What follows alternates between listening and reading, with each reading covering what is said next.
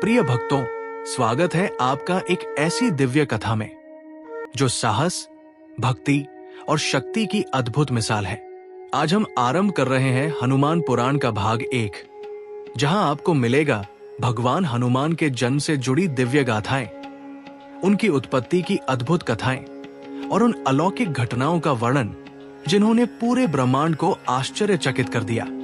ये केवल एक कथा नहीं, बल्कि एक आध्यात्मिक यात्रा है जो हमें भक्ति, समर्पण और साहस का सच्चा अर्थ सिखाती है।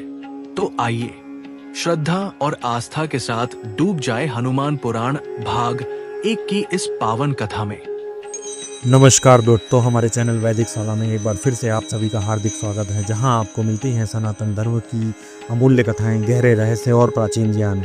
स्वर्ग की सभा में एक अप्सरा थी जिसका नाम पुंजिकास्थला था। वो अपनी सुंदरता और चंचल स्वभाव के लिए जानी जाती थी। उसकी सुंदरता ऐसी थी कि इंद्र की सभा में कोई भी उसके रूप से अपनी आंखें नहीं हटा पाता था। एक दिन वो एक गहरे ध्यान में लीन तपस्वी ऋषि के पास से गुजरी। अपने चंचल स्वभाव के कारण उसने ऋषि का उपहास किया। पुंजिकास्थला के इस व्यवहार से ऋषि का ध्यान भंग हो गया और वे क्रोधित हो उठे। ऋषि ने क्रोधित होकर कहा, हे अप्सरा, तूने अपनी चंचलता से एक तपस्वी का अपमान किया है। इस पाप के कारण तुझे वानरी के रूप में पृथ्वी पर जन्म लेना होगा। तेरी ये सुंदरता और चंचलता ही तेरे श्राप का कारण बनेगी। पुंजिकास्थला ने कहा, हे मुनिवर, मुझे क्षमा करें, मुझसे ये अनजाने में हुआ। कृपा करके इस श्राप से मुक्ति का कोई उपाय बताएं। पुंजिकास्थला के पश्चाताप को देखकर ऋषि का हृदय द्रवित हो गया, लेकिन वे अपने वचन से पीछे नहीं हट सकते थे। ऋषि ने दयालु स्वर में कहा, मेरा वचन झूठा नहीं हो सकता। तुम वानरी तो बनोगी, किंतु मैं तुम्हें वरदान देता हूं कि तुम अपनी इच्छा अनुसार जब चाहो मनुष्य या वानरी का रूप धारण कर सकोगी। इसी रूप में तुम्हें एक महान पुत्र की मां बनने का सौभाग्य प्राप्त होगा। ऋषि के श्राप से वही परम रूपवती अप्सरा वानर राज महामंसवी कुंजर की पुत्री के रूप में धरती पर अवतरित हुई। उसका नाम अंजना रखा गया। अंजना की सुंदरता की तुलना पूरे धरती पर कोई नहीं कर सकता था। उसके रूप, शील और गुणों की ख्याति दूर दूर तक फैली हुई थी। लावण्यवती अंजना का विवाह वीर और पराक्रमी वानर राज केसरी से हुआ। कपिराज केसरी कंचनगिरी सुमेरु पर्वत पर रहते थे। अंजना भी अपने पति के साथ उसी सुंदर और शांत पर्वत पर सुखपूर्वक रहने लगी। वीरवर केसरी अपनी पत्नी से बहुत प्रेम करते थे और अंजना भी अपने पति की सेवा में हमेशा तत्पर रहती थी। उनका वैवाहिक जीवन सुखमय था, लेकिन एक दुख की छाया उनके जीवन में थी। वे संतानहीन थे। कई वर्ष बीत गए, पर उनके घर में कोई संतान नहीं हुई। श्री हनुमान जी की उत्पत्ति के संबंध में शास्त्रों में कई कथाएं उपलब्ध हैं। ये सभी कथाएं भगवान की लीला का ही एक अद्भुत और मंगलकारी हिस्सा है। भगवान की लीलाएं इतनी रहस्यमयी और मंगलकारी होती हैं कि देवता और बड़े बड़े योगी भी उन्हें पूरी तरह से नहीं समझ पाते। इन कथाओं का सार एक ही है। हनुमान जी का जन्म भगवान शिव के अंश के रूप में भगवान श्री राम के कार्य को सिद्ध करने के लिए हुआ था। ये कथाएं हमें ये भी दर्शाती है कि भगवान अपनी इच्छा से किसी भी रूप में प्रकट हो सकते हैं और हर कथा का उद्देश्य एक ही है, भक्तों का उद्धार और धर्म की स्थापना। हम यहाँ इन्हीं मंगलकारी कथाओं का वर्णन करेंगे जो हमें उस महान शक्ति के प्राकट्य के विभिन्न पहलुओं को दिखाती है, जिन्हें हम पवन पुत्र हनुमान के नाम से जानते हैं। ये कथाएं जब देवताओं और दानवों के बीच अमृत के लिए भीषण युद्ध हुआ, तब दानवों को भ्रमित करने के लिए भगवान विष्णु ने एक अत्यंत मोहक स्त्री का रूप धारण किया, जिसे मोहिनी अवतार कहते हैं। मोहिनी के रूप में उन्होंने दानवों को मोहित किया और देवताओं को अमृत पिलाकर अमर बना दिया। जब भगवान शिव ने अपने परम आराध्य भगवान विष्णु के इस अद्भुत और मनमोहक रूप के बारे में सुना, तो उनके मन में भी उस रूप के दर्शन करने की तीव्र इच्छा जागृत हुई। कथावाचक ने कहा, अपनी अर्धांगिनी माता पार्वती के साथ भगवान शंकर क्षीर सागर के तट पर पहुंचे। उन्होंने भक्ति और प्रेम भाव से भगवान विष्णु का स्तवन किया। उनकी पुकार सुनकर भगवान विष्णु अपने मूल रूप में प्रकट हुए। भगवान शंकर ने कहा, हे प्रभु, मैंने सुना है कि आपने अमृत वितरण के समय एक अत्यंत सुंदर स्त्री का रूप धारण किया था। मेरे मन में उस रूप के दर्शन करने की प्रबल इच्छा है। कृपा करके मुझे वो मोहिनी रूप पुनः दिखाएं। भगवान विष्णु ने मुस्कुराते हुए कहा, हे योगेश्वर, आप तो योगी हैं। आपके लिए मेरे इस मायावी रूप का क्या महत्व है? ये तो केवल एक लीला थी। भगवान शंकर ने आग्रहपूर्वक कहा, नहीं प्रभु, भले ही मैं योगी हूं, पर मैं अपने आराध्य के उस मोहक रूप के दर्शन से वंचित नहीं रहना चाहता। ये मेरे लिए एक महत्वपूर्ण लीला है जिसका दर्शन मुझे करना है। भगवान शिव की इस अदम्य इच्छा को देखकर भगवान विष्णु ने मुस्कुराते हुए कहा, तथास्तु, ऐसा ही हो, और वे अंतर्धान हो गए। भगवान शिव अपने आराध्य के मोहिनी रूप के दर्शन के लिए आतुर होकर प्रतीक्षा करने लगे। वातावरण शांत और मनमोहक था। प्रकृति स्वयं अपनी सुंदरता बिखेर रही थी। तभी भोलेनाथ ने कुछ ही दूरी पर लताओं के बीच एक अत्यंत रूपवती स्त्री को देखा। वो अपने हाथों से एक गेंद उछालकर खेल रही थी। उसका सौंदर्य इतना मनमोहक था कि उसे देखकर योगी भोलेनाथ भी अपनी सुध-बुध खो बैठे। वे बिना पलक झपकाए मोहिनी को देखते रहे। उनकी सारी तपस्या और एकाग्रता भंग हो गई। तभी एक शीतल हवा का झोंका आया और मोहिनी का वस्त्र उनके शरीर से खिसक गया, जिससे वो लगभग नग्न हो गई। लज्जा से सिकुड़कर मोहिनी लताओं में छिपने का प्रयास करने लगी। ये दृश्य देखकर चिता भस्म धारण करने वाले योगीराज शंकर का धैर्य भी समाप्त हो गया। वे लज्जा त्याग कर उन्मत्त की तरह मोहिनी के पीछे दौड़ पड़े। मोहिनी योगेश्वर शंकर को अपनी ओर आते देख मुस्कुराई और दूर भागने लगी। भगवान शिव, जो अपनी एकाग्रता के लिए जाने जाते थे, आज स्वयं अपनी आराध्य की माया में बंधे हुए थे। उनका हृदय प्रेम और आकर्षण से भर गया था। वे उस मोहिनी रूप के पीछे भाग रहे थे, जिसे देखकर वे स्वयं को रोक नहीं पाए। भूत भावन भगवान शिव, जो योग और वैराग्य की मूर्ति है, आज मोहिनी के पीछे दौड़ रहे थे। मोहिनी लगातार उनसे दूर जा रही थी और भगवान शिव का प्रेम और आकर्षण का वेग बढ़ता जा रहा था। इस प्रेम के वेग में भगवान नीलकंठ को अपनी स्थिति का कोई अनुमान नहीं था। वे वनों, पर्वतों, ऋषियों के आश्रमों और देवलोक में भी मोहिनी के पीछे दौड़ते रहे। दौड़ते दौड़ते भगवान शिव ने मोहिनी का हाथ पकड़ लिया। मोहिनी ने तुरंत अपना हाथ छुड़ाया और फिर से भागने लगी।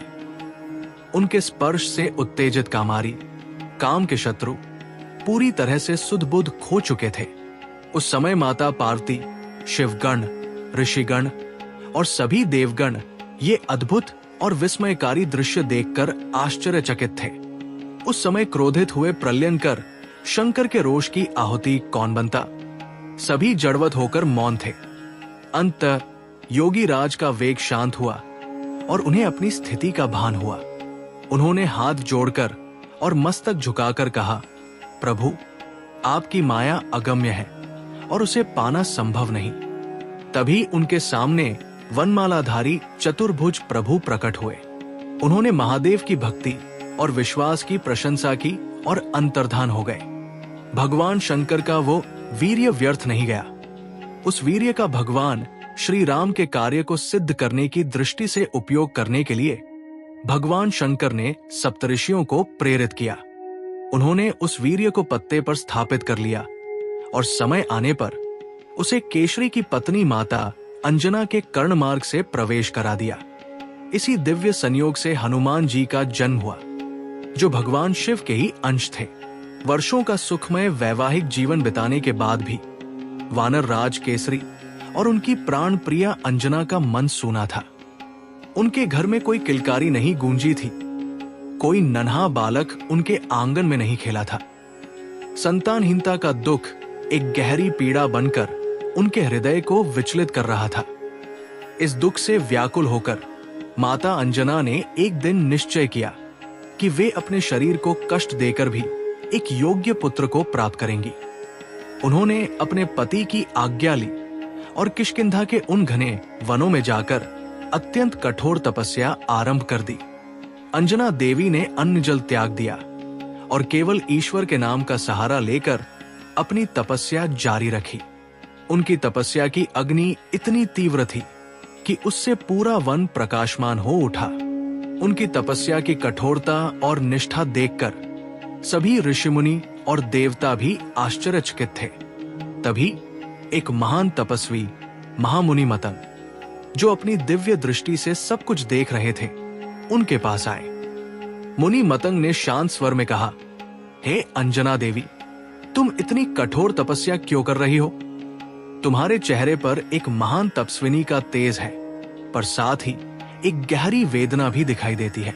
माता अंजना ने विनम्रता और करुणा से भरे स्वर में कहा, हे मुनीश्वर, मेरा विवाह वानर केसरी से हुआ है और हम बहुत समय से एक दूसरे के साथ सुखपूर्वक रह रहे हैं, पर हमारा ये सुख अधूरा है।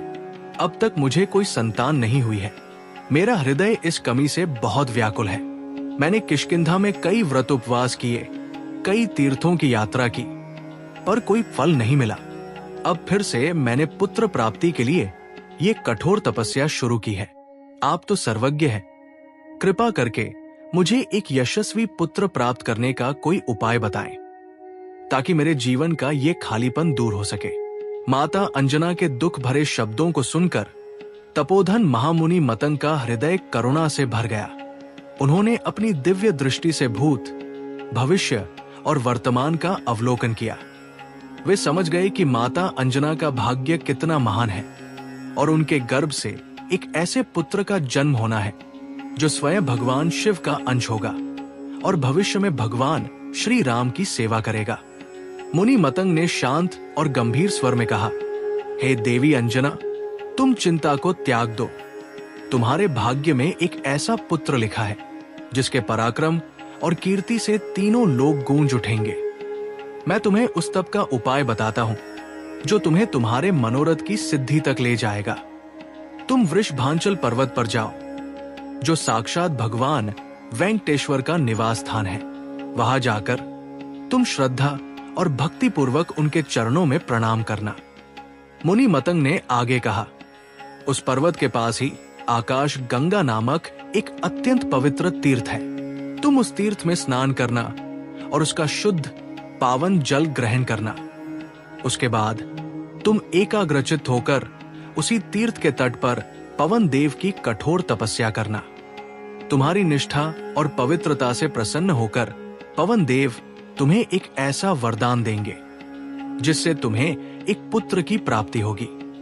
तुम्हारा वो पुत्र अपनी शक्ति, बुद्धि और पराक्रम से देवता, राक्षस और मनुष्यों को भी पराजित करने में सक्षम होगा। वो अस्त्र शस्त्रों से भी अभेद्य होगा और उसकी शक्ति अतुलनीय होगी। माता अंजना मुनि के इन शब्दों से आशा और प्रसन्नता से भर उठती है। वे अपने दुख को भूलकर मुनि के चरणों में प्रणाम करती है और तुरंत वृषभांचल की ओर प्रस्थान करने लगती है। कथावाचक ने कहा, महामुनि के शब्दों से माता अंजना के भीतर एक नई आशा का संचार हुआ। उनके मुख पर एक दिव्य तेज प्रकट हो गया। उन्होंने मुनि के चरणों में बार बार प्रणाम किया और कृतज्ञता पूर्वक आशीर्वाद लिया। फिर वे बिना कोई समय गवाए उस महान वरदान को पाने के लिए वृषभांचल की यात्रा पर निकल पड़ी। उनका मन अब दुख से नहीं बल्कि आने वाले अद्भुत भविष्य की कल्पना से आनंदित था। माता अंजना अत्यंत श्रद्धा, विश्वास और धैर्य के साथ तपस्या करती रही। उन्होंने जल और वायु पर ही जीवन यापन किया, अपने शरीर की कोई परवाह नहीं की। उनकी तपस्या की पवित्रता और कठोरता से तीनों लोक हिल उठे। चैत्र मास की पूर्णिमा तिथि को उनके कठोर तप से प्रसन्न होकर स्वयं वायुदेव प्रकट हुए। उनका तेज ऐसा था मानो हजारों सूर्य एक साथ उदय हो गए हों। वायुदेव ने प्रेम और प्रसन्नता भरे स्वर में कहा, हे देवी, मैं तुम्हारी तपस्या और भक्ति से अत्यंत प्रसन्न हूं। तुम्हारा संकल्प और धैर्य अद्भुत है। तुम इच्छित वर मांगो, मैं उसे अवश्य पूरा करूंगा। वायुदेव के दर्शन पाकर अंजना की आंखों से आनंद के आंसू बहने लगते हैं। वो उन्हें प्रणाम करती है। माता अंजना ने अत्यंत विनम्रता और भक्ति से कहा, हे महाभाग, मेरी एक ही इच्छा है, कृपा करके मुझे एक ऐसा पुत्र प्रदान कीजिए जो बलवान, पराक्रमी, बुद्धिमान और यशस्वी हो। मेरी सूनी गोद को भर दीजिए ताकि मेरे वंश का नाम रोशन हो सके। वायुदेव ने कहा, तथास्तु, मैं तुम्हारे तप से इतना प्रसन्न हूं कि मैं स्वयं ही तुम्हारा पुत्र बनकर तुम्हें विश्व विख्यात कर दूंगा। तुम्हारा पुत्र मेरे ही समान वेगवान और शक्तिशाली होगा। उसका पराक्रम ऐसा होगा कि वो किसी भी शत्रु से पराजित नहीं होगा। वायुदेव के इस अद्भुत वरदान से माता अंजना की प्रसन्नता की कोई सीमा न रही। ये समाचार पाकर वानर राज केसरी भी अत्यंत आनंदित हुए। उन्हें विश्वास हो गया कि अब उनके घर में एक ऐसे पुत्र का जन्म होने वाला है जिसकी कीर्ति युगों युगों तक अमर रहेगी। एक और कथा के अनुसार एक बार परम लावण्यवती माता अंजना ने स्वयं को सुंदर वस्त्रों और सुगंधित आभूषणों से सजाया। उनका सौंदर्य ऐसा था कि वे साक्षात एक देवी की प्रतिमा लग रही थी। वे एक पर्वत शिखर पर खड़ी होकर उस अद्भुत प्राकृतिक दृश्य का आनंद ले रही थी। शीतल मंद हवा उनके मन को शांति दे रही थी।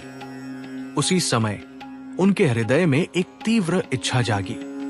माता अंजना ने मन ही मन सोचा, कितना अच्छा होता यदि मेरा एक सुयोग्य और वीर पुत्र होता जो मेरे वंश का नाम रोशन करता। जैसे ही उन्होंने ये विचार किया, अचानक वायु का एक अत्यंत तीव्र झोंका आया। वो झोंका इतना शक्तिशाली था कि माता अंजना का वस्त्र उनके शरीर से खिसक गया। उन्हें लगा मानो कोई अदृश्य शक्ति उन्हें छू रही हो। इस अप्रत्याशित स्पर्श से वे भयभीत और क्रोधित हो गई। उन्होंने तुरंत अपने वस्त्र को संभाला और उस अज्ञात स्पर्श करने वाले को डांटते हुए कहा, कौन है जो मेरे पतिव्रत को नष्ट करने का दुस्साहस कर रहा है? अंजना के क्रोध से भयभीत होकर पवन देव तुरंत उनके सामने प्रकट हो जाते हैं। उनका स्वरूप अत्यंत दिव्य और शांत है। पवन देव ने कहा, हे कल्याणी, तुम्हें भयभीत होने की कोई आवश्यकता नहीं है। मैं तुम्हारे पतिव्रत को नष्ट नहीं कर रहा हूं। मेरा स्पर्श तो केवल एक वरदान था। मैंने अव्यक्त रूप से तुम्हारा आलिंगन करके अपने मानसिक संकल्प द्वारा तुम्हें एक पुत्र प्रदान किया है। पवन देव ने आगे कहा, तुम्हारा ये पुत्र बल, पराक्रम और बुद्धि से संपन्न होगा। वो महान धैर्यवान, महातेजस्वी और महाबली होगा।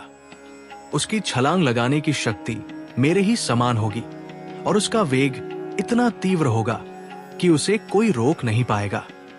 कथावाचक ने कहा, पवन देव के ये वचन सुनकर माता अंजना का क्रोध तुरंत शांत हो गया और उनका मन प्रसन्नता से भर उठा।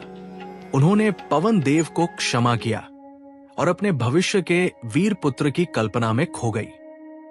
इसी घटना के बाद माता अंजना गर्भवती हुई और इस अद्भुत समाचार से वानर राज केसरी की प्रसन्नता की कोई सीमा न रही। अयोध्या के महान नरेश राजा दशरथ अपनी तीनों रानियों कौशल्या, कैकेयी और सुमित्रा के साथ अत्यंत सुखपूर्वक राज कर रहे थे। पर उनके जीवन में एक गहरा दुख था। उन्हें कोई संतान नहीं थी। अधिक आयु हो जाने पर भी जब संतान प्राप्ति की कोई आशा नहीं बची तो राजा का मन बहुत विचलित रहने लगा। कथावाचक ने कहा, अपने कुल के गुरु महर्षि वशिष्ठ जी की आज्ञा पर राजा दशरथ ने संतान प्राप्ति के लिए एक विशेष यज्ञ करने का निश्चय किया। इस यज्ञ को पुत्रेष्टि यज्ञ कहते हैं। उन्होंने अत्यंत श्रद्धा पूर्वक महर्षि व्यासरंग को इस यज्ञ का आचार्य नियुक्त किया। यज्ञ की विधियां आरंभ हुई और ऋषि ने भक्ति और नियमों के अनुसार अग्नि में आहुतियां देना शुरू किया।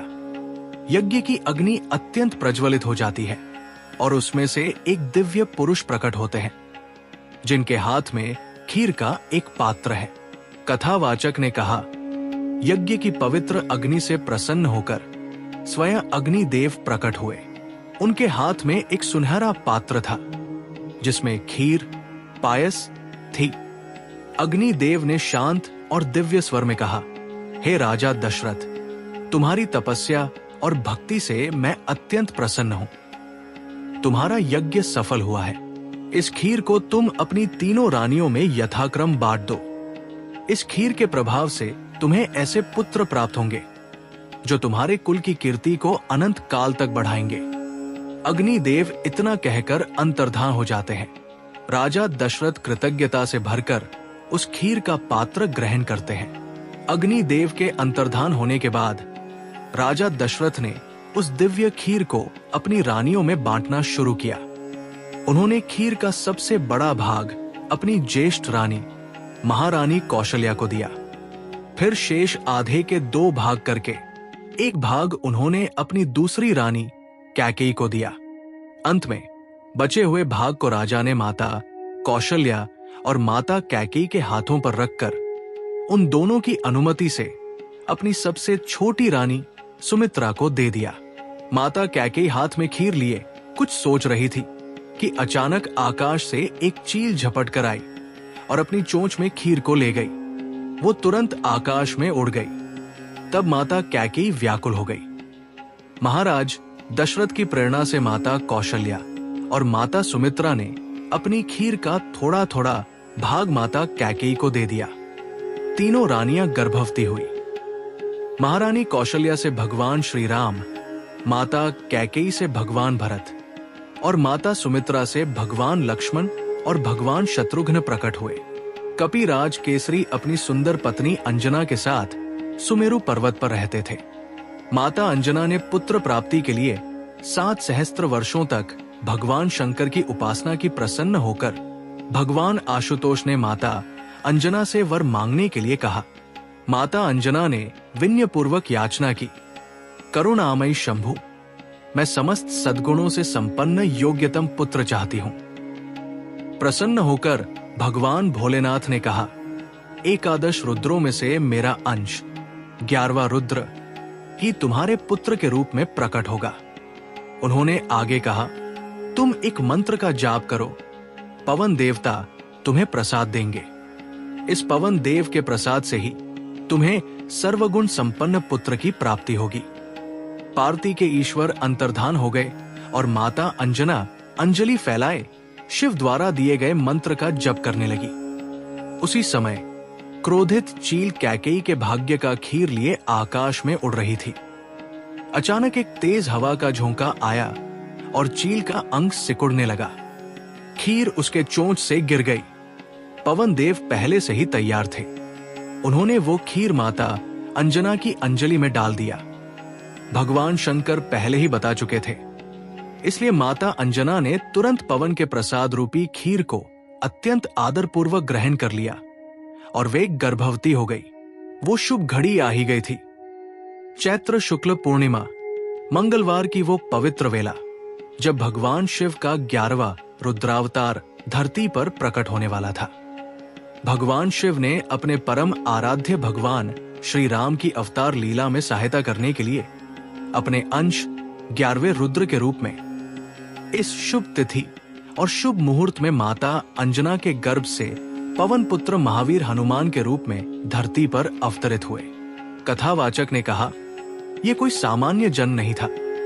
ये एक ऐसा क्षण था जब धरती पर एक ऐसे अद्वितीय योद्धा और भक्त का जन्म हुआ जिसकी भक्ति, बल और बुद्धि का कोई सानी नहीं था।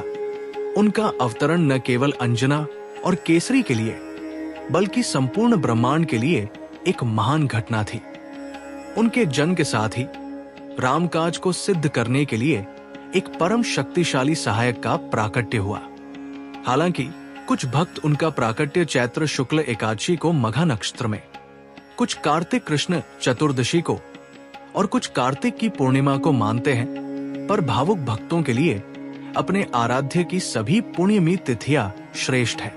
मुख्य बात यह है कि भगवान शिव ने स्वयं अपनी इच्छा से श्री राम के कार्य को सफल बनाने के लिए अंजना के पुत्र के रूप में धरती पर जन्म लिया। बोलिए सियावर रामचंद्र की जय, पवन सुत हनुमान की जय। जय सियाराम, जय जय सियाराम। भगवान शिव के 11वें रुद्रावतार के धरती पर कदम रखने के समय प्रकृति पूरी तरह से रमणीय हो गई थी। दिशाएं प्रसन्न थी, सूर्य देव की किरणें सुगंधित और शीतल थी। नदियों में स्वच्छ जल बहने लगा था और पक्षी उत्सुक नेत्रों से अंजना के पुत्र के आगमन की प्रतीक्षा कर रहे थे। झरने प्रसन्नता से उछलते हुए गतिशील थे। वनों और वाटिकाओं में विविध रंगों के मनोहर पुष्प खिल उठे थे, जिन पर भंवरे गुंजार कर रहे थे। मंद हवा धीरे धीरे चल रही थी। भगवान शंकर माता अंजना के पुत्र के रूप में प्रकट हुए और प्राकट्य काल में ही हनुमान जी का सौंदर्य अतुलनीय और अवर्णनीय था। उनकी शारीरिक कांति पिंगल वर्ण की थी।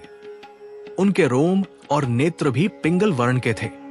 हनुमान जी बिजली की चमक जैसे अतुलनीय स्वर्ण निर्मित मनोहर कुंडल धारण किए हुए ही माता अंजना के गर्भ से अवतरित हुए। उनके मस्तक पर मणि जटित टोपी शोभा दे रही थी और उन्होंने कौपीन और काश का वस्त्र पहना था। उनके चौड़े वक्ष पर यज्ञोपवीत शोभा दे रहा था। हाथ में वज्र था और कमर पर मूंज की मेखला सुशोभित थी। अपने पुत्र का अलौकिक रूप सौंदर्य देखते ही माता अंजना आनंद से भर गई।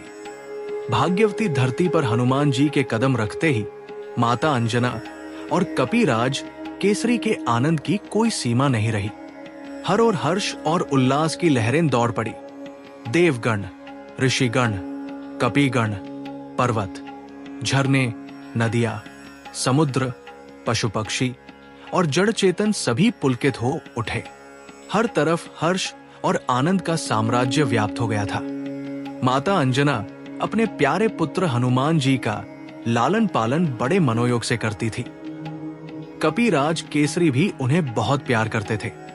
जब हनुमान जी खुशी से किलकारी मारते तो माता अंजना और केसरी आनंद से मग्न हो जाते। भगवान हनुमान की बाल क्रीड़ाएं बहुत आकर्षक और अद्भुत थी। एक बार कपिराज केसरी कहीं बाहर गए हुए थे और माता अंजना भी बालक को पालने में लिटाकर जंगल में फल लेने चली गई। बालक हनुमान जी को भूख लगी। माता की अनुपस्थिति में वे हाथ पैर उछाल उछाल कर रोने लगे। अचानक उनकी दृष्टि पूर्व दिशा के क्षितिज पर गई। सूर्य उदय हो रहा था। उन्होंने सूर्य के लाल बिंब को एक लाल फल समझा। तेज और पराक्रम के लिए अवस्था की आवश्यकता नहीं होती। हनुमान जी के रूप में तो माता अंजना की गोद में प्रत्यक्ष प्रलयकारी शंकर 11वें रुद्र क्रीड़ा कर रहे थे। वायुदेव ने पहले ही उन्हें उड़ने की शक्ति प्रदान कर दी थी। हनुमान जी उछले और वायु वेग से आकाश में उड़ने लगे। हनुमान जी को इस प्रकार तेज गति से उड़ते देखकर देवता, दानव और सभी लोग आश्चर्यचकित होकर कहने लगे कि वायुपुत्र के वेग के समान वेग तो स्वयं वायु, गरुड़ और मन में भी नहीं होता। वायुदेव ने अपने पुत्र को सूर्य देव की ओर जाते देखा तो उन्हें चिंता हुई कि कहीं उनका बच्चा सूर्य की तेज किरणों से झुलस न जाए। इस कारण वे बर्फ के समान शीतल होकर उनके साथ चलने लगे। सूर्य देव ने अलौकिक बालक को अपनी ओर आते देखा तो उन्हें समझते देर नहीं लगी कि ये पवन पुत्र अपने पिता के वेग से उनकी ओर आ रहे हैं और स्वयं पवन देव भी उनकी रक्षा के लिए साथ चल रहे हैं। सूर्य देव ने इसे अपना सौभाग्य समझा कि भगवान चंद्रमौली ही हनुमान जी के रूप में उन्हें कृतार्थ करने के लिए आ रहे हैं। सूर्य की अग्नि जैसी किरणें शीतल हो गई। हनुमान जी सूर्य के रथ पर पहुंचकर उनके साथ खेलने लगे। संयोग से उस दिन अमावस्या की तिथि थी। अमावस्या के दिन राहु सूर्य को ग्रसने आता है। ये उसका नियत कर्म है। राहु अपने नियत कर्म के अनुसार सूर्य देव को ग्रसने के लिए आया। उसने सूर्य के रथ पर बैठे उस तेजस्वी बालक को देखा, पर उसकी परवाह किए बिना वो आगे बढ़ा। राहु को देखकर हनुमान जी को भूख की याद आई। कथावाचक ने कहा, हनुमान जी ने उस काले राहु को एक सुंदर और स्वादिष्ट लाल फल समझकर उसे पकड़ लिया। उनकी वज्र जैसी मुट्ठी में दबकर राहु छटटाने लगा। वो किसी प्रकार अपने प्राण बचाकर भागा और सीधे स्वर्ग लोक में देवराज इंद्र के पास पहुंचा। राहु ने रोते हुए कहा, हे सुरेश्वर, आपने मेरी भूख शांत करने के लिए सूर्य और चंद्र को मेरे अधीन किया था, पर आज आपने ये अधिकार किसी और को क्यों दे दिया? आज पर्व के समय मैं सूर्य को ग्रसने गया था, लेकिन वहां पहले से मौजूद एक दूसरे राहु ने मुझे कसकर पकड़ लिया। मैं किसी तरह अपनी जान बचाकर यहां आया हूं। नेत्रों में आंसू भरे राहु की वाणी सुनकर इंद्र चिंतित हो उठे। वे अपने सिंहासन से उठे और ऐरावत हाथी पर बैठकर घटना स्थल की ओर चल पड़े। राहु उनके आगे आगे चल रहा था। इंद्र मन ही मन सोच रहे थे कि उनके समीप ऐसा कौन आ गया जिसके भय से राहु को जान बचाकर भागना पड़ा। उधर राहु बड़े वेग से सूर्य की ओर दौड़ा। उसे देखते ही हनुमान जी को फिर से भूख की याद आई। वे राहु को एक सुंदर और स्वादिष्ट खाद्य समझकर उस पर टूट पड़े। राहु चिल्लाता है और इंद्र की ओर भागता है। हनुमान जी ऐरावत को देखते हैं, जो एक विशाल श्वेत हाथी है। राहु को बचते देखकर हनुमान जी ने इंद्र के ऐरावत हाथी को देखा। उस समय हनुमान जी का रूप जलती हुई अग्नि की तरह प्रकाशित और भयानक लग रहा था। उन्होंने ऐरावत को भी एक सुंदर और बड़ा फल समझा और उस पर झपटे। जब देवराज इंद्र ने उस तेजस्वी और क्रोधी बालक को अपने ऐरावत हाथी पर झपटते देखा तो वे भयभीत हो उठे। उन्हें लगा कि ये बालक न जाने कौन है और कहीं उनके ऐरावत को कोई हानि न पहुंचा दे। अपनी रक्षा और अपने वाहन की रक्षा के लिए इंद्र को अपने सबसे शक्तिशाली अस्त्र वज्र का स्मरण हुआ। उन्होंने बिना कुछ सोचे समझे आवेश में आकर उस बालक हनुमान पर वज्र से प्रहार कर दिया। कथावाचक ने कहा, वो वज्र जो देवताओं के सबसे शक्तिशाली अस्त्रों में से एक था, सीधे हनुमान जी की ठोड़ी, जिसे हनु भी कहते हैं, पर लगा। वज्र का प्रहार इतना प्रचंड था कि बाल हनुमान छटटाते हुए एक पर्वत शिखर पर गिर पड़े और मूर्छित हो गए। कथावाचक ने कहा, अपने प्यारे पुत्र को इंद्र के वज्र के आघात से छटपटाते और मूर्छित होते देखकर वायुदेव अत्यंत क्रोधित हो उठे। उन्होंने अपने पुत्र को गोद में लिया और एक पर्वत की गुफा में चले गए। उस क्रोध में उन्होंने अपनी गति को पूरी तरह से रोक दिया। जैसे ही वायु का प्रवाह रुका, तीनों लोकों के समस्त प्राणियों में प्राणों का संचार भी रुक गया।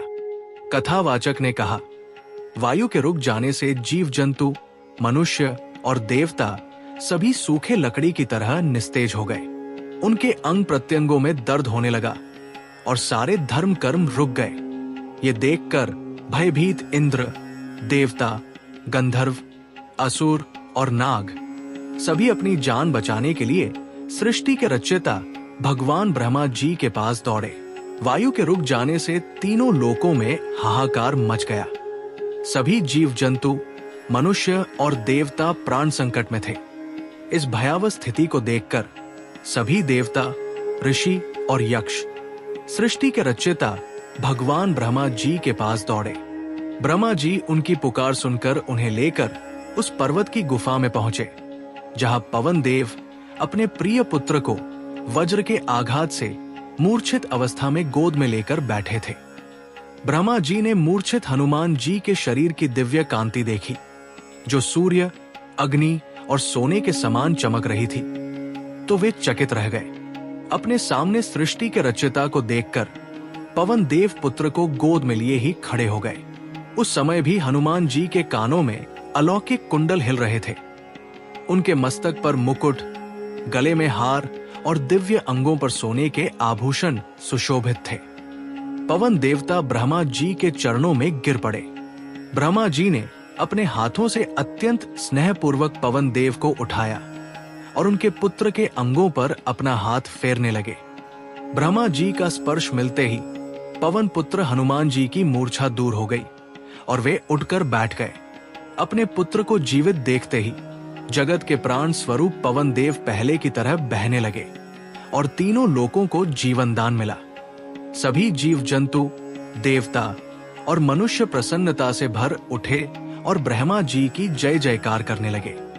बोलिए सियावर रामचंद्र की जय, पवन सुत हनुमान की जय, जय सियाराम, जय जय सियाराम। भगवान ब्रह्मा ने संतुष्ट होकर हनुमान जी को वर प्रदान करते हुए कहा, इस बालक को ब्रह्मा शाप नहीं लगेगा और इसका कोई अंग कभी भी अस्त्र शस्त्रों से नहीं कटेगा। फिर उन्होंने देवताओं से कहा, देवताओं, ये असाधारण बालक भविष्य में आप लोगों का बड़ा हित करेगा, इसलिए आप लोग इसे वर प्रदान करें। देवराज इंद्र ने तुरंत प्रसन्नता पूर्वक हनुमान जी के गले में कमल की माला पहनाकर कहा, मेरे हाथ से छूटे हुए वज्र के प्रहार से इस बालक की ठोड़ी टूट गई थी, इसीलिए इस कपिश्रेष्ठ का नाम हनुमान होगा। इसके अतिरिक्त इस बालक पर मेरे वज्र का कोई प्रभाव नहीं पड़ेगा और इनका शरीर मेरे वज्र से भी अधिक कठोर होगा। वहां उपस्थित सूर्य देव ने कहा, मैं इसे अपने तेज का सिवा भाग प्रदान करता हूं। साथ ही मैं इसे समय पर शिक्षा देकर शास्त्रों और ब्रह्म ज्ञान में भी पारंगत कर दूंगा। ये अद्वितीय विद्वान और वक्ता होगा। वरुण देव ने कहा, यह बालक मेरे पाश और जल से सदा सुरक्षित रहेगा। यमदेव बोले, ये निरोग और मेरे दंड से सदा अभेद्य रहेगा। पिंगल वर्ण के यक्षराज कुबेर ने कहा, युद्ध में इसे कभी विषाद नहीं होगा। ये मेरी गदा से सुरक्षित रहेगा और मेरे यक्षों से भी कभी पराजित नहीं होगा। भगवान शंकर ने वर प्रदान किया, ये मुझसे और मेरे आयुधों से सदा अभेद्य रहेगा। भगवान विश्वकर्मा बोले, ये बालक मेरे द्वारा निर्मित सभी दिव्य अस्त्रों और शस्त्रों से सदा सुरक्षित रहकर दीर्घायु होगा।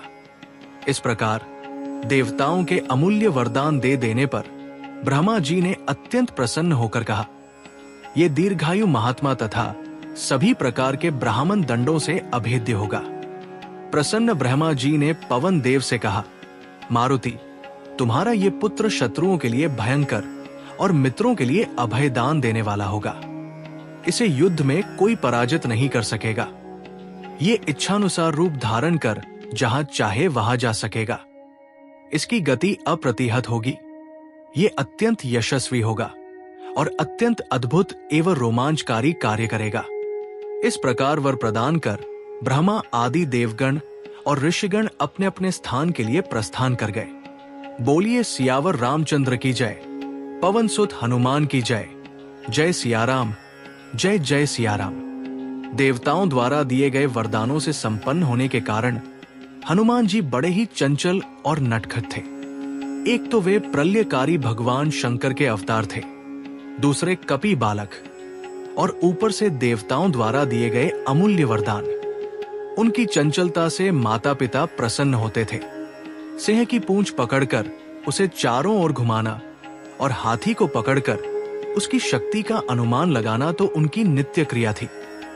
वे विशाल वृक्षों को जड़ सहित हिला देते थे। कोई पर्वत शिखर ऐसा नहीं था जहां वे छलांग लगाकर न पहुंचे। पूरा अगम्य वन और पर्वत उनके लिए देखे भाले थे। जंगल के प्राणी उनसे प्राय घबराते थे, लेकिन अंदर से उन्हें प्यार भी करते थे।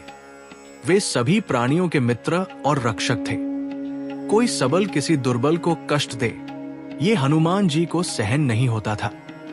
वे एक पेड़ की चोटी से दूसरे पेड़ की चोटी पर कूदते हुए योजन भर दूर निकल जाते थे।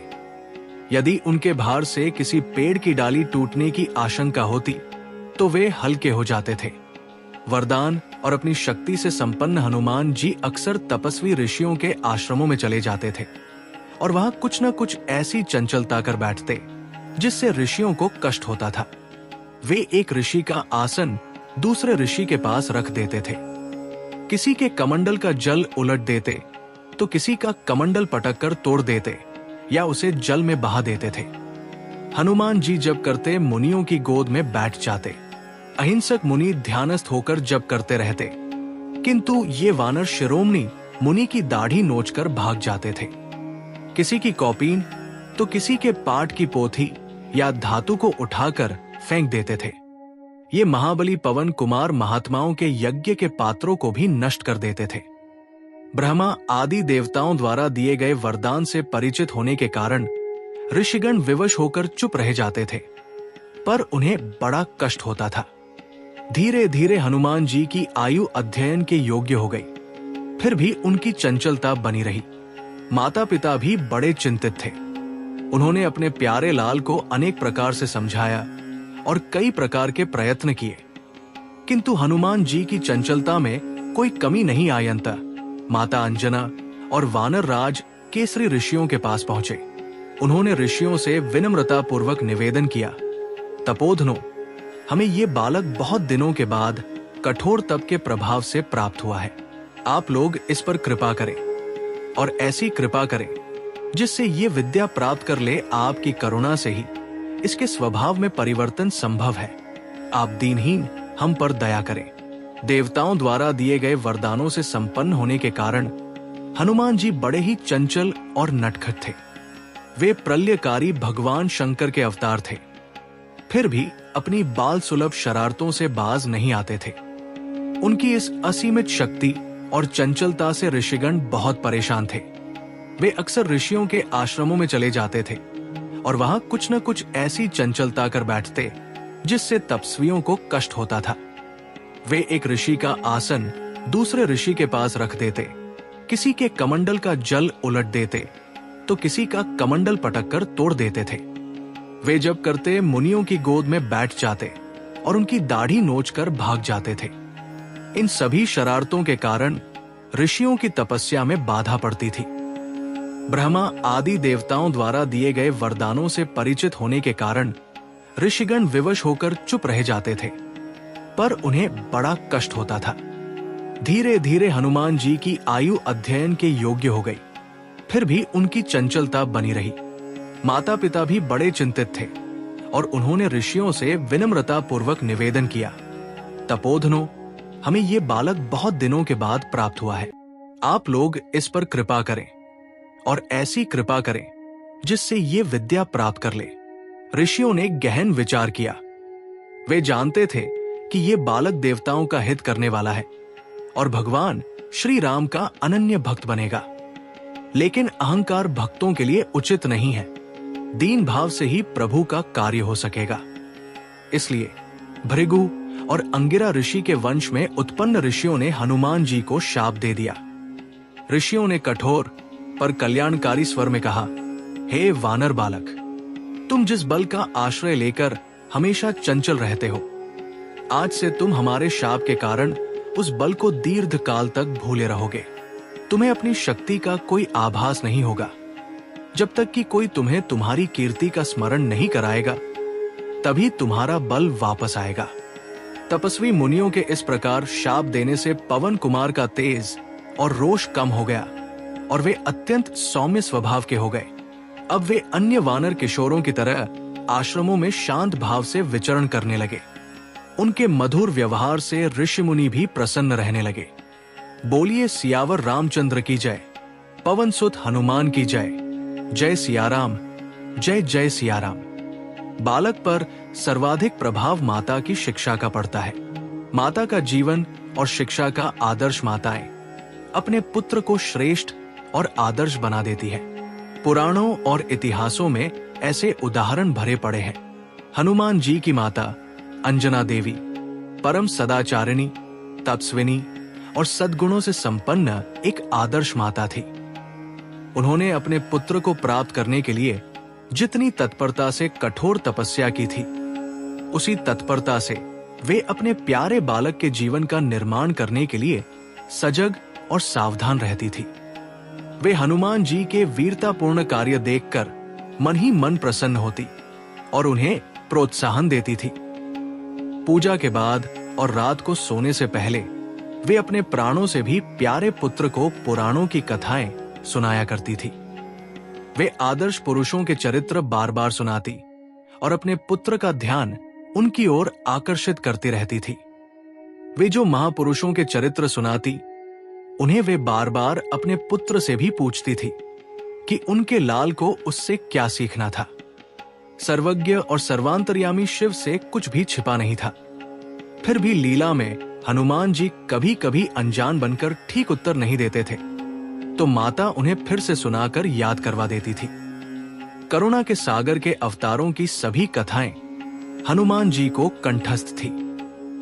उन सुनी हुई कथाओं को वे अपने हमुम्र वानर किशोरों को अत्यंत प्रेम और उत्साह से सुनाया करते थे। बोलिए सियावर रामचंद्र की जय, पवन सुत हनुमान की जय, जय सियाराम, जय जय सियाराम।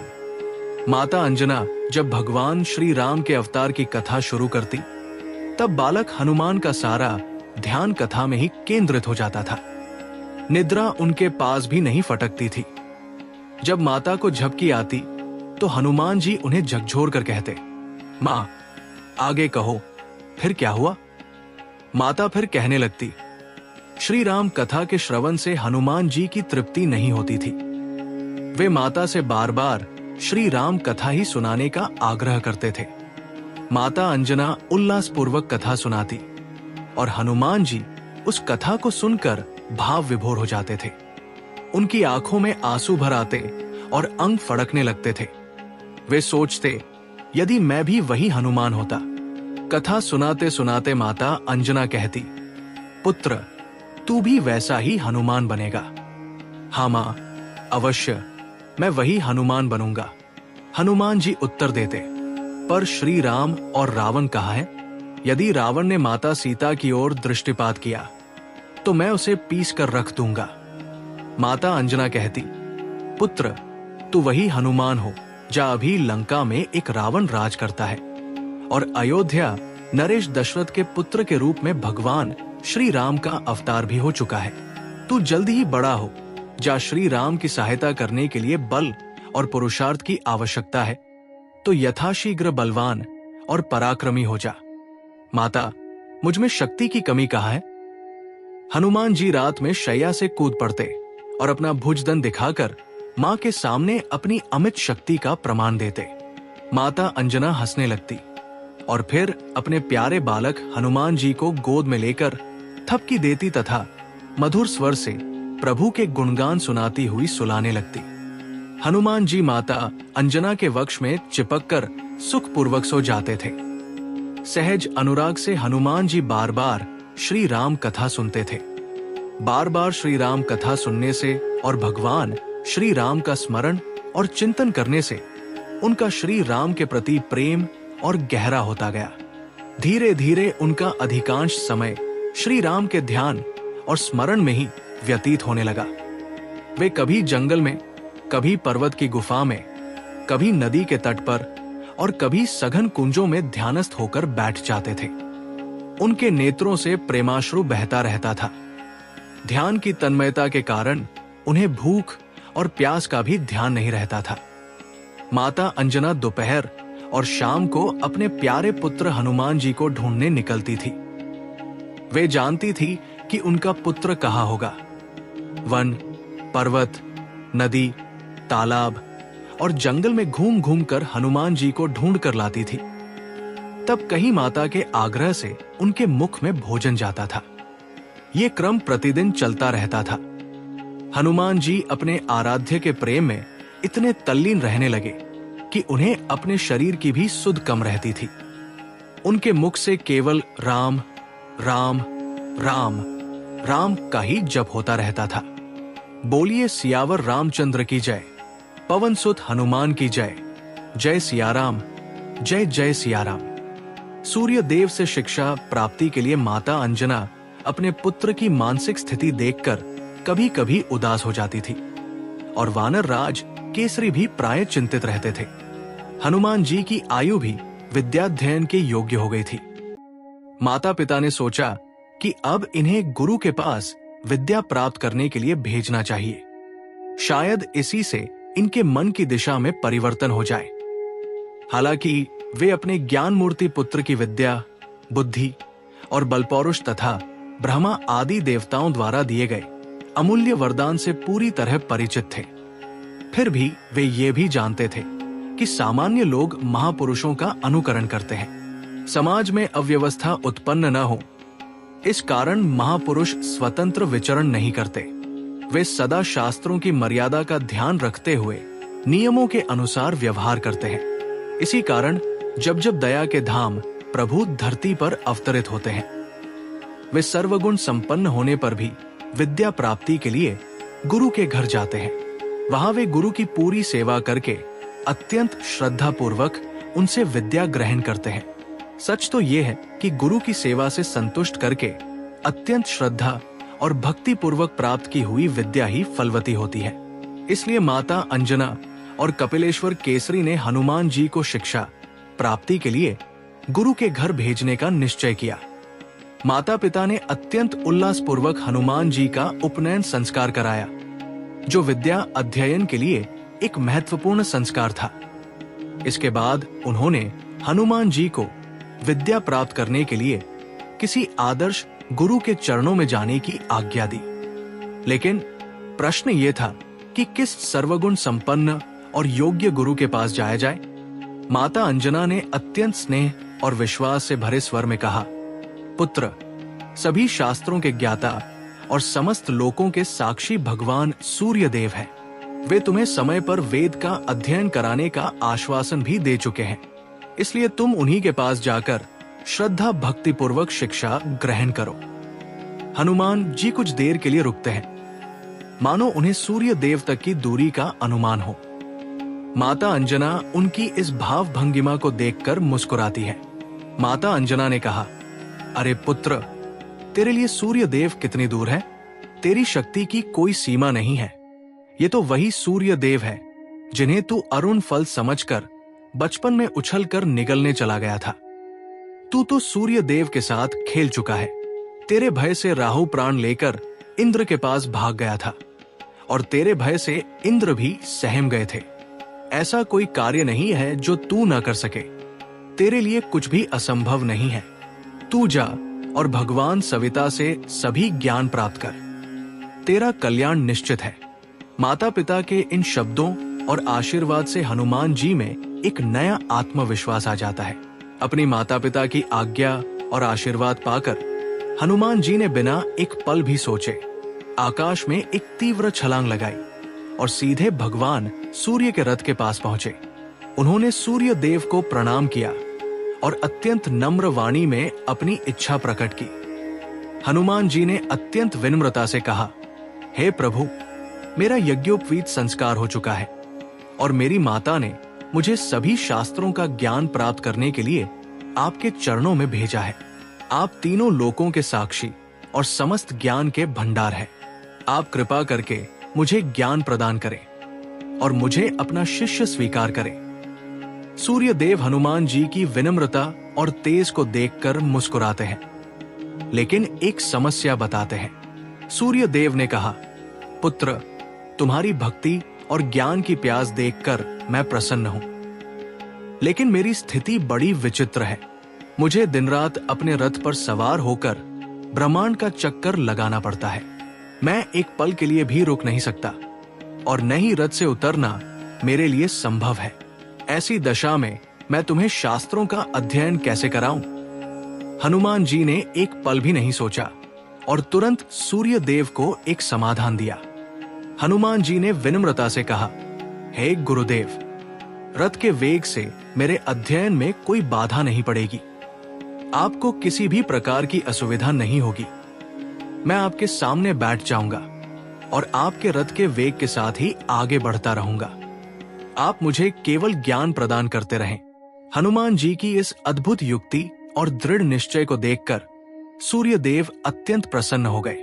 उन्होंने हनुमान जी को अपना शिष्य स्वीकार किया और उन्हें समस्त वेदों, उपनिषदों, शास्त्रों, व्याकरण और ज्ञान विज्ञान का अध्ययन कराया।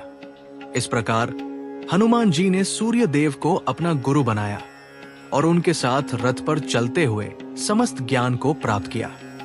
बोलिए सियावर रामचंद्र की जय, पवन सुत हनुमान की जय। जय सियाराम, जय जय सियाराम। प्रिय भक्तों, आज हमने सुनी उस महाबली, पराक्रमी और परम भक्त पवन पुत्र हनुमान की अविश्वसनीय जनगाथा।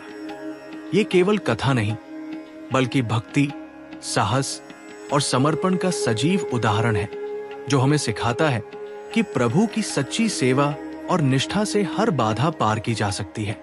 हनुमान जी का हर नाम, हर कथा हमारे जीवन में शक्ति और आशा का संचार करती है। आने वाले भागों में हम हनुमान जी की और भी अद्भुत लीलाओं, उनके अद्वितीय पराक्रम और प्रभु श्री राम के प्रति उनकी असीम भक्ति का वर्णन करेंगे। यदि आपको ये पावन कथा अच्छी लगी हो तो चैनल को सब्सक्राइब करें, वीडियो को लाइक और शेयर करें और कमेंट में जय बजरंगबली लिखकर हनुमान जी के चरणों में अपनी श्रद्धा अर्पित करें। बोलिए सियावर रामचंद्र की जय, पवन सुत हनुमान की जय। जय श्री राम, जय हनुमान।